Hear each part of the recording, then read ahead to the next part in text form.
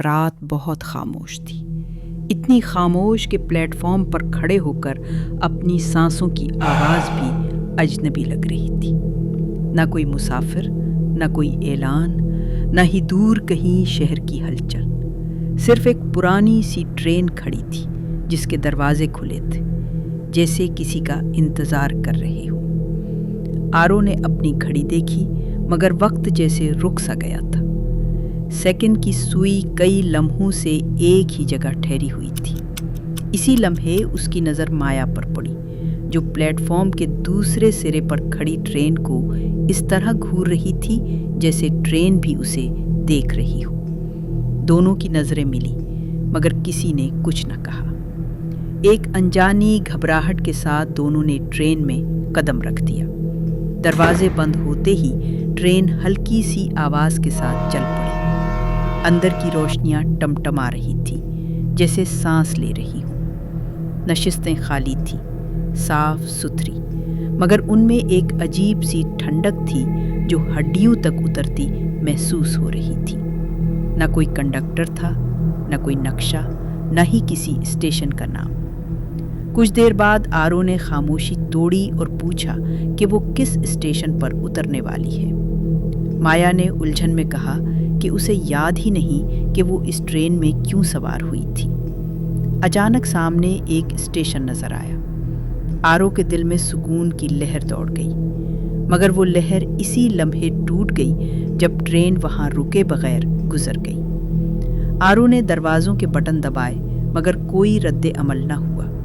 باہر کا منظر دل دہلا دینے والا تھا۔ ٹوٹے ہوئے پلیٹ فارم، دیواروں پر دراڑیں، زنگ آلود کھڑیاں اور اسٹیشن کا نام آدھا مٹا ہوا، جیسے وقت نے اسے بھلا دیا ہو۔ مایا نے کانپتی آواز میں کہا کہ کیا اس نے وہاں کھڑے لوگوں کو دیکھا؟ آرو نے سر ہلایا، مگر جب اس نے دوبارہ باہر دیکھا تو واقعی کچھ سائے کھڑے تھے، خاموش، بے حرکت، بس گھورتے ہوئے۔ ٹرین کی رفتار مزید تیز ہو گئی۔ اس کے بعد جو اسٹیشن آئے وہ پہلے سے زیادہ برباد تھے۔ شہر راکھ میں بدلتے جا رہے تھے، عمارتیں گر رہی تھیں، درخت سیاہ ہڈیوں کی طرح نظر آتے تھے، اور آسمان ایسے سیاہ ہو رہا تھا جیسے سورج بھی مر رہا ہو۔ باہر کی دنیا گل سڑ رہی تھی، مگر ٹرین کے اندر سب کچھ ویسا ہی تھا۔ نہ وقت بدل رہا تھا، نہ ان کی حالت۔ موبائل فون پر نہ سگنل تھا، نہ وقت، صرف ایک خالی سی خرابی کا نشان۔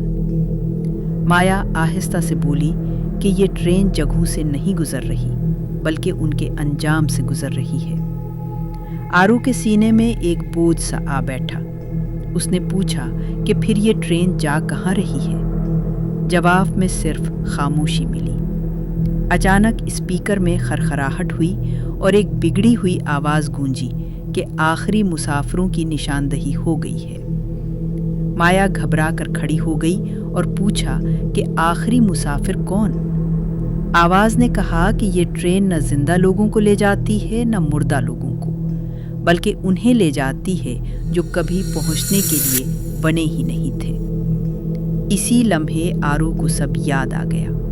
بارش، سڑک، تیز ہیڈ لائٹس اور وہ حادثہ جس کے بعد سب کچھ ختم ہو گیا تھا۔ مایا کی آنکھیں پھیل گئیں۔ اس نے کہا کہ وہ پٹریاں پار کر رہی تھی اور اسے لگا تھا کہ وہ بچ گئی ہے۔ اب دونوں سمجھ چکے تھے، وہ مسافر نہیں تھے، بلکہ زندگی اور موت کے درمیان اٹکے ہوئے لمحے تھے۔ یہ اسٹیشن منزلیں نہیں تھی، بلکہ وہ انجام تھے جہاں کوئی باقی نہیں رہا تھا جو انہیں یاد رکھ سکے۔ یہ ٹرین خراب نہیں تھی، یہ وہی کر رہی تھی جس کے لیے اسے بنایا